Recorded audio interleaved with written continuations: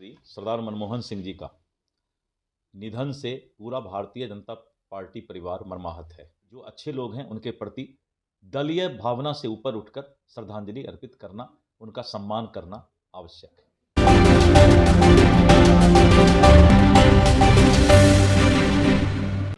दर्शकों नमस्कार, आप देख रहे हैं रब्जी लाइव का डिजिटल प्लेटफॉर्म और मैं हूं आपके साथ निधि सिंह। देखिए, प्रदेश अध्यक्ष दिलीप जायसवाल से जब बातचीत की गई कि पूर्व पीएम मनमोहन सिंह का निधन होने के बाद उन्होंने कहा कि देश में काफ़ी क्षति पहुंची उनके चले जाने से, जिसको लेकर के नीतीश कुमार जिस तरीके से प्रगति यात्रा पर है, सभी सरकारी कार्य को बंद कर दिया गया है और उनकी श्रद्धांजलि देने के लिए नीतीश कुमार पटना पहुँच रहे। देखिए इस पूरी वीडियो में क्या कुछ कहते हुए नजर आ रहे हैं दिलीप जायसवाल। श्री सरदार मनमोहन सिंह जी का निधन से पूरा भारतीय जनता पार्टी परिवार मर्माहत है।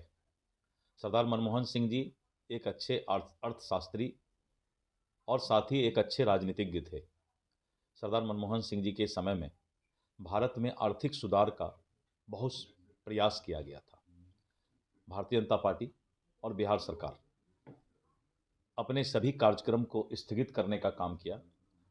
मुख्यमंत्री जी को आज मुजफ्फरपुर में बहुत बड़ा सरकारी कार्यक्रम था, लेकिन मुख्यमंत्री जी ने फैसला लिया कि सरदार मनमोहन सिंह जी के पुण्यात्मा को आज हम श्रद्धांजलि देंगे और किसी भी तरह का सरकारी कार्यक्रम नहीं करेंगे।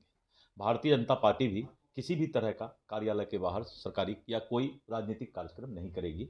ये स्वस्थ राजनीतिक परंपरा है और इस तरह के परंपरा से राजनीतिक जीवन में भी ये एहसास होगा कि जो अच्छे लोग हैं उनके प्रति दलीय भावना से ऊपर उठकर श्रद्धांजलि अर्पित करना, उनका सम्मान करना आवश्यक है।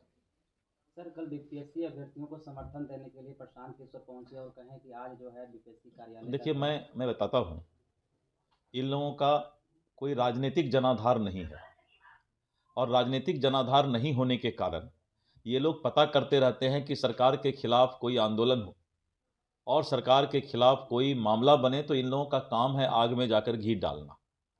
क्योंकि राजनीति जो पब्लिक के बीच राजनीति करते हैं, आज उनको इस तरह के बीपीएससी के छात्रों के आंदोलन को कभी राजनीतिकरण नहीं होना चाहिए।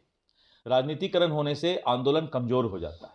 इसीलिए मेरा एक अनुरोध होगा कि बीपीएससी के छात्र किसी राजनीतिज्ञ को बीच में टपकाने से अच्छा है कि सरकार को अपनी बात रखें। और सरकार और बीपीएससी एक स्वतंत्र इकाई है। आयोग ने बहुत ही संवेदनशील होकर ये फैसला लिया और जो बापू परीक्षा केंद्र में जितने भी बच्चों ने परीक्षा दिया था उसका परीक्षा भी कैंसिल हुआ है और वहाँ पर एग्जामिनेशन नया लिया जा रहा है। अगर किसी तरह का साक्ष्य दूसरे सेंटर का भी मिलता है तो बीपीएससी जरूर उस पर कार्रवाई करेगी और छात्रों के साथ संवेदनशील विचार के साथ आयोग एवं सरकार है।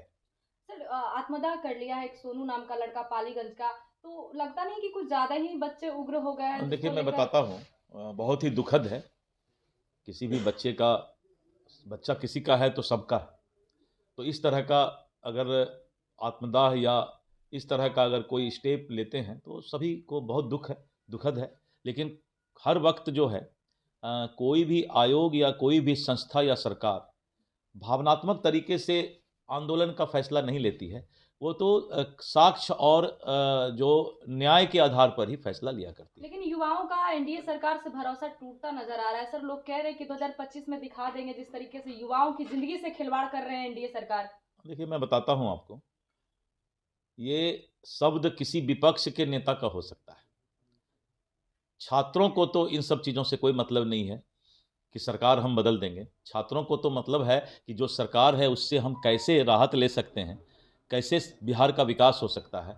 युवाओं को इनसे मतलब है। आयोग क्या कार्रवाई करेगी सर? आखिर उनके पक्ष में होगा? आयोग स्वतंत्र इकाई है। आयोग के बारे में हम लोग कुछ नहीं बोल सकते। एग्जाम को लेकर अभी भी अभ्यर्थी अटंग है और कह रहे हैं जब तक मैंने कहा ना कि आयोग स्वतंत्र इकाई है और सरकार संवेदनशील है। जब भी कोई साक्ष्य मिलेगा तो निश्चित रूप से छात्र के हित में फैसला लिया जाएगा।